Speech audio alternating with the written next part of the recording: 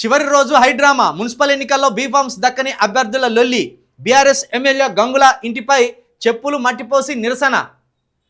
ఇక్కడ చూసిండ్లా. నమస్తే తెలంగాణ పేపర్లనేమో ఈ మహిళా కాంగ్రెస్ నేతల మీద, కాంగ్రెస్ ప్రభుత్వం మీద దుమ్మెత్తి పోసింది, మట్టెత్తి పోసింది రాసుకొచ్చిండ్రు.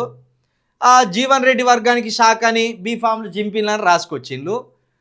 అదేవిధంగా ఇక లొల్లీలు పెట్టుకుంటాను, కొట్టుతాన్లు, తిట్టుతాన్లు రాసుకొచ్చింది. వెలుగు పేపర్లో వచ్చిన వార్త మాత్రం నమస్తే తెలంగాణలో రాసుకురాలే. వెలుగు పేపర్లో ఏమొచ్చింది? బీఆర్ఎస్ ఎమ్మెల్యే గంగుల ఇంటి మీద చెప్పులు వేసిండ్లాట. ఎవరు? టికెట్లు రాని బీఆర్ఎస్ కార్యకర్తలు. ఇదే కరీంనగర్లో ఎమ్మెల్యే గంగుల ఇంటి ముందు బీఆర్ఎస్ నాయకుల ఆందోళన. ఎందుకంటే మేము కూడా పార్టీ కోసం కష్టపడ్డాం, మరి మాకెందుకు టికెట్లు ఇవ్వలే? అన్ని పార్టీలలో అసంతృప్తులు ఉంటారు. కానీ నమస్తే తెలంగాణ పేపర్ ఏం చేస్తుంది?